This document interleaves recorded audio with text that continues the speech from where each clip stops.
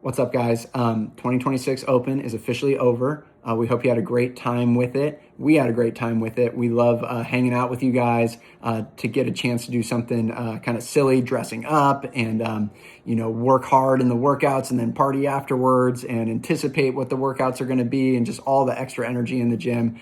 It's truly the best, one of my favorite things of the year. And a lot of that's just because of how much you guys put into it. So appreciate you playing along with us and having a good time with it.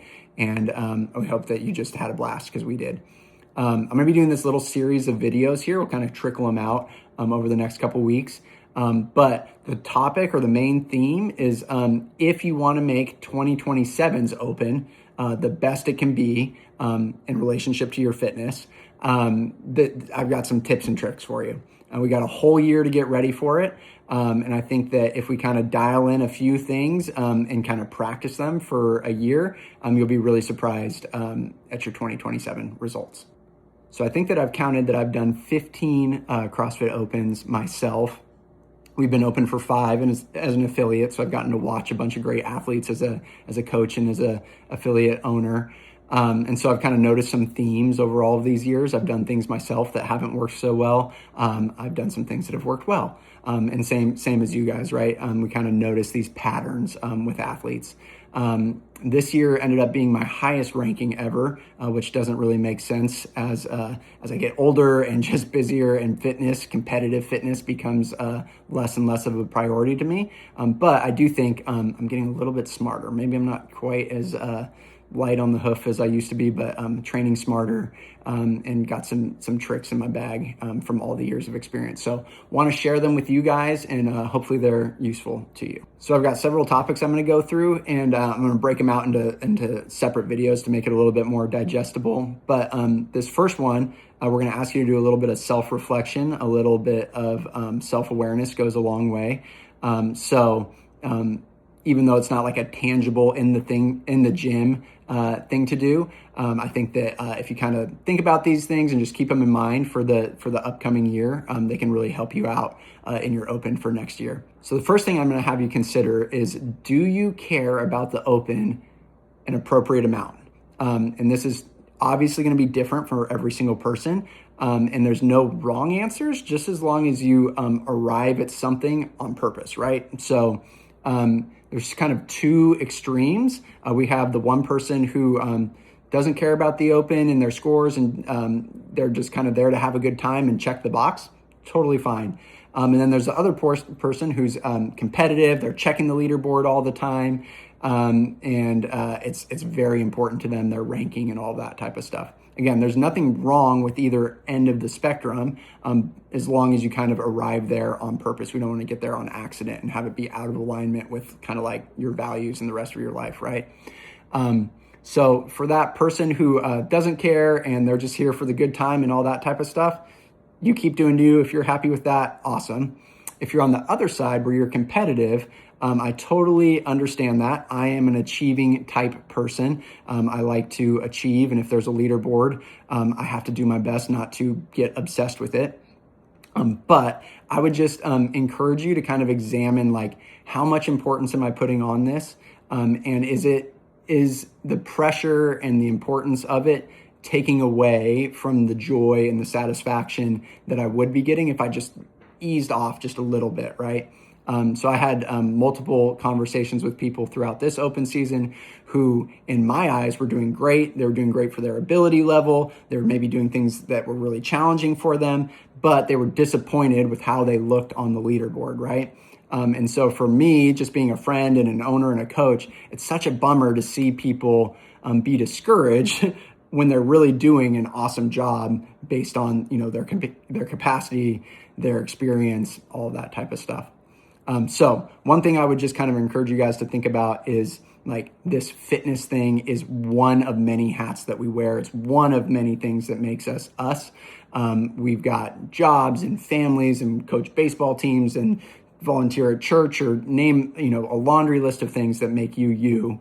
Your competitive fitness abilities is one aspect of that. And really, when we take a step back, it's probably a pretty small aspect of that. So just keeping that in mind and learning that a leaderboard shouldn't affect your mood. And you shouldn't be carrying it around with you, outside of the gym. So a little bit of healthy perspective. Honestly, with a little bit less pressure on yourself, maybe you perform a little bit more freely, and maybe you actually get some better scores because you're not quite so stressed out about it. Okay, so if we are kind of setting ourselves up for success with our expectations, then the next thing I would say, which is kind of a big picture thing that we want to look at through the whole year, is we want to have a little bit of self-awareness around our training volume, okay? And so what I mean by this is that, again, there's probably two extremes of the spectrum here. Is there are people who have not been in the gym consistently, whether it's over the last 3 months or 6 months or the whole year. And that person needs to, again, if their goal is to improve for next year, that person needs to hold themselves accountable and get in the gym and get an appropriate amount of days so that they can, increase their capacity, score better in these workouts, and have a better open. So a lot of times, sometimes it feels like you did a lot of days, but when you go back and look at the record, it's like, man, that's not as many as I imagined. And it's super easy, right? You can do 4 days 1 week, miss a week and get 0 because you were traveling or something, right? And then maybe the next week you only get 2, right? And now you have 3 weeks where you only had 6 workouts in there, right? And that's 2 workouts a week. And if your goals are to achieve on these leaderboards and kind of maximize your fitness, that's not going to do it. So looking at some data, maybe go back and look at how many classes you did last year. Maybe you were really strong in the beginning of the year, but then you petered out towards the end of the year, which is especially important because of when the open happens.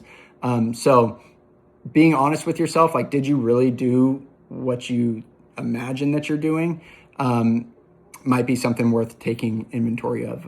It's just like, did you train as much as you thought you were going to? The other end of the spectrum is a tricky one, right? So this end of the spectrum, I would argue, trained too much last year. They're not undertrained, they're overtrained. And I have been in this camp many times over the last 15 years. And so a bunch of different things can happen, right? If you overtrain, you're more likely to get injured, 1,000%. So you got to be careful of, you're trying to do so much because you like it so much and you care so much and you want to do so much. You do every extra thing that you can. You get an injury, it sets you back. Now you can't train the way you wanted to. And all of those gains you got by doing the extra stuff, you actually get set back further because of an injury. And even if you're staying injury free, overtraining can still be kind of sapping your gains because your body needs time to recover. That's how it builds muscle. Your central nervous system needs to come back to life. That's how you gain skills. And if you're always like right on the edge of your total capacity, you can't recover. You won't build strength as quickly. You won't gain skills as quickly. So like, rest is a major, major deal. And I've done this a ton, like active recovery. That's an oxymoron. Active recovery is not a thing. You can't recover and be active at the same time. They're opposed to each other, right? So just being wise, again, what do you want out of this? Do you want to maximize your actual capacity? Then some extra rest days might be involved to help you just be the best athlete you can be. If you don't care about that and you just want to work out every day because you love working out every day and you're a crazy person if you don't, that's fine. But just know that you are leaving gains on the table if you are always working right up to exhaustion all the time. It's too much. You're overtrained. You overtrained through the course of the whole year, and then come open time, you can't do quite what you think you should do. All right, and I'll finish up with a little bit of just about me and my last year of training.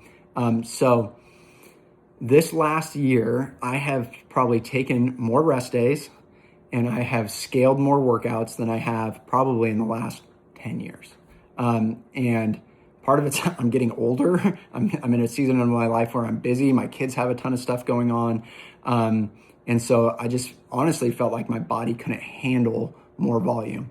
And so with more rest days, with more scaling days, and just kind of like being a little bit more in tune and truly believing that less is more, I felt like I was in really great shape going into the open. My body felt good. My energy felt good. I felt like my skills were on point, all that type of stuff. And kind of what I can attribute it to is I was giving myself my body the rest it needed to recover.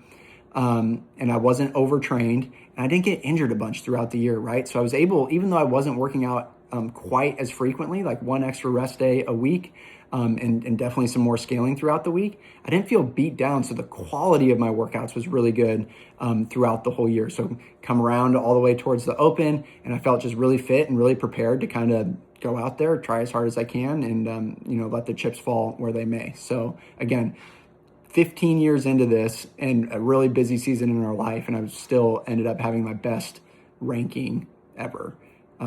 So just take that for what it's worth.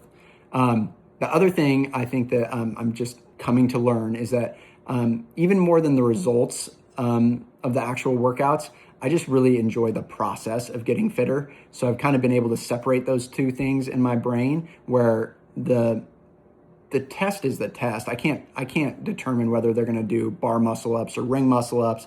I can't determine whether, there's a whole bunch of other people who I have nothing to do with are really, really fit and they're fitter than I am. I can't control any of that. But I do know that I enjoy the process of working on my fitness. And so what that means is I enjoy, being strategic about how I'm going to attack this workout. Did I pace it the way I wanted to pace it? I enjoy trying to refine my skills. I enjoy every now and then really pushing the gas pedal and laying on my back and huffing and puffing. So I enjoy the process of all of that. And since I can take so much satisfaction out of that feels like the achievement to me. And then the workouts, believe me, I'd give it all to the workouts. But then once the workout's done, I'm done. I did what I did, and I got everything I wanted out of it that way. So maybe just being a little bit more process oriented and not being so concerned with the results has made it so that the Open isn't as stressful of a time, and I can just enjoy it, work my butt off, and then be happy with wherever it lands. So we've got a bunch of other things that we want to dive into, little tweaks that we think will make a difference in your Open. I'm going to release those in different videos. This one's long enough already. We're going to talk about nutrition. We're going to talk about some skill development, but there's a bunch of stuff that we think that you can dial in for 2027. So if you made it this far, hope you enjoyed it. Hope it's helpful. See you out there.